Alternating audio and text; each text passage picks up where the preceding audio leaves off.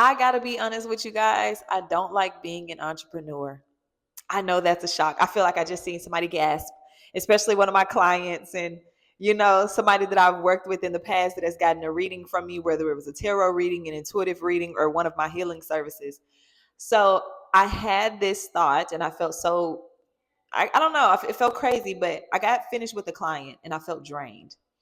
And then I got another client. I felt so drained again. And these were different days. And I'm like, well, maybe I'm not pouring into my cup enough. Maybe I'm not taking my clients from a position where I am, where I've eaten and I've rested enough and I've did what I needed to do. It's coming from a place where I'm already empty. Well, took another client and the way that I kept feeling drained. And after the client, and it's not the clients. Let me make that very, very clear. It's not the clients. I feel like it's my body, my nervous system telling me this does not work for us. I want to preach the fact that everybody's nervous system is different. So even though I'm talking about entrepreneurship, there could be somebody else saying, well, I can handle it. I like it. But I just seen this woman who was talking about how she had a 6-figure company and she said she quit it. And this woman was in her 50s. And this was after I had started to already feel like my time is up in this season of my life where I just don't want to be an entrepreneur because I don't want to serve people. I really don't, because I don't feel like we're here to serve people. I feel like we're here to live our life and allow people to see how we live our life. And through that, that's how we heal and how we change people. And it's kind of like kids. Your kids are not going to learn from you by this talking and serving and giving. It's how you treat yourself, and it's them watching you love yourself. It's going to help them. The type of mother you are and the things you do in your life, period, your kids are watching, and that's how they learn. But she was talking about how she had let go of her business and she didn't want to do it anymore and she just wanted to live her life. And I looked at the fact that this woman was in her 50s and it took her some time to get there. And she was talking about how when we operate in the ego, we think about money and how we just want the money. Even though we're tired, even though our soul is telling us, I don't really want to do this, we get to the point where we say, well, the money is good. The same day that I was actually going to stop taking clients and just say like, I don't do this anymore, that very same day, a client booked me. I completely forgot to shut down my site, to stop taking payments and all of that. And I got it. I could have, I was like, I could use the money. And I was excited, but it was like a part of me was like, but what about that thing we talked about? I knew from the beginning, I was like, I'm not supposed to serve people, because that's what the chosen ones, when we first wake up or awaken to our spirituality, we be like, okay, I'm here to help people. But you're not. And the more that I'm on this journey, the more that I get on this journey, I just be like, I'm not here to help anybody. I'm not here to serve anybody. I'm not here to be a crutch to anybody. I remember a client that I had, and she was getting tarot readings, and we scheduled them weekly. And it became something so unhealthy. And that's when God told me to like let go of the tarot readings. And then I just got to intuitive reads, because the tarot became unhealthy for me as well. I got into the intuitive reads, and then I walked away from that and was like, you know what, I'm about to just start a whole business around healing, because I love healing. But I had to realize healing is not my personality. Healing is not what I'm sitting here to do. I'm not sitting here to heal people. I'm sitting here to make the world my stage, make the world my canvas, and create in whatever way that I want to create, whether that's singing, because yes, I love to sing. I love to rap. Like, I just love music. First love was writing. I love poetry. I also write music. Um, Also, I think I'm funny. Like, there are there are things that I wouldn't say normally, like before my healing, and now I'm just like, I'm funny, so I just go post it on TikTok. But there's a lot of things that I started to feel the resistance. Y'all know the last video I was talking about how there's a resistance, and sometimes that resistance is kind of telling you like you're following a path that does not serve you. And I gotta stop. So this is my announcement. I no longer am taking clients. I'm no longer an entrepreneur. And I've seen so many women do that. And it has nothing to do with you not built for it. It has nothing to do with you just got to give it more time. Everybody's journey is different, but this is just me. I make more money by being authentically me on these social media platforms than I do with clients.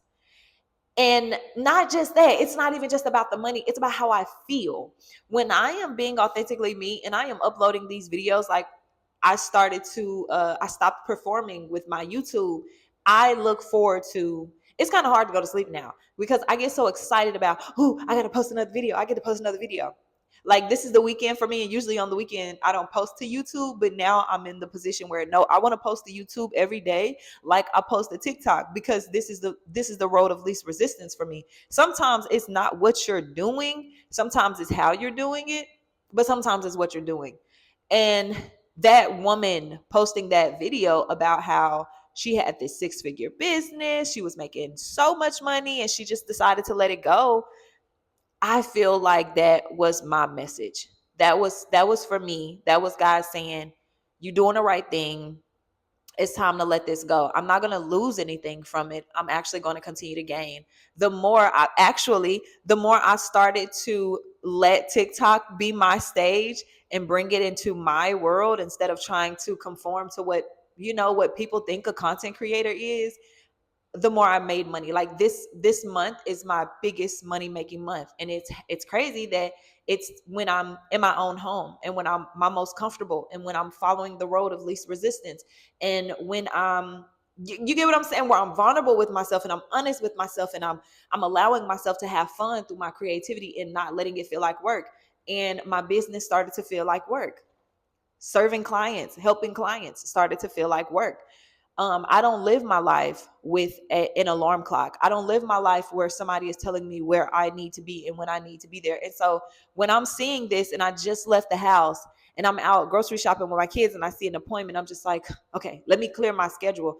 And for me, when clients book an appointment, you're kind of saying, let me clear my schedule or my schedule is clear so that I can take this, instead of saying like, no, I'm going to do whatever I want today. You get what I'm saying? And when I feel like posting a video, I'm going to post a video. And when I feel like doing this, I'm going to do this. And when I feel like scrolling, I'm going to scroll. That was the only part of my life that I had an alarm clock telling me what to do, when to do, and I just didn't like it. Now, all of my clients that I have served, I want to tell you guys that you guys are simply amazing. I know some people were looking forward to working with me in the future. And that is, I feel like there are people out there who can still serve you and who can still help you, or you just don't need me. I don't want anybody feeling like they need me. That is the biggest thing for me. It's times where my kids, like when they hurt themselves, I have to assess the problem and see, like, is this a big boo-boo or is it a small one? Because if it's a small one, honey, you can take care of it yourself. And if you're bleeding, now there's times for mama to step in. But it's a lot of my clients that I feel like I'm going to be helping people by actually not doing this anymore so that they can level up and feel like they don't need me. We don't need anybody. Everything you need is already within you. And the same information that I have, you're also privy to that. You also have connection to the spiritual realms. And your ancestors are also giving you those same messages. I don't want to feel needed in this life again. I don't want to feel like a server ever again. I don't want to help people. That's not what I'm sitting here to do. I'm sitting here to be me, and I'm sitting here to be creative, and I'm sitting here to put my mark into this world. And it's not by serving people. It's by living my life.